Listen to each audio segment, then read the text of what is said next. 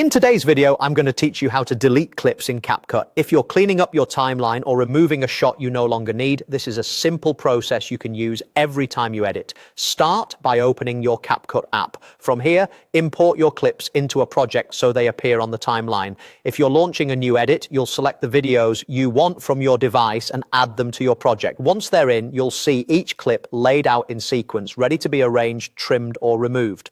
Now look at the timeline and find the clip you want to remove. Tap that clip once. When it's selected, it will be highlighted or outlined and you'll notice the editing options appear. This is your confirmation that CapCut knows exactly which clip you're working with.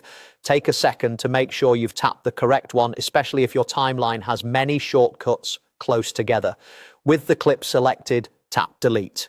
In most versions of CapCut, the delete button looks like a small trash can icon and sits along the bottom toolbar when a clip is selected. Tap it once and the selected clip will disappear from the timeline. That's it. The clip is now removed from your sequence. A few helpful tips to keep you in control. Deleting a clip from your timeline doesn't erase the original file from your device. It only removes it from the project so your source media stays safe.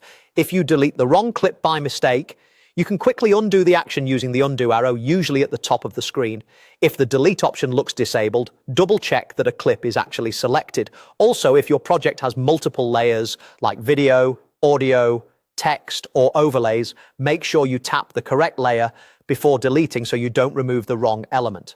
If you need to remove several clips, just repeat the same process. Tap the clip you want to delete, then tap delete.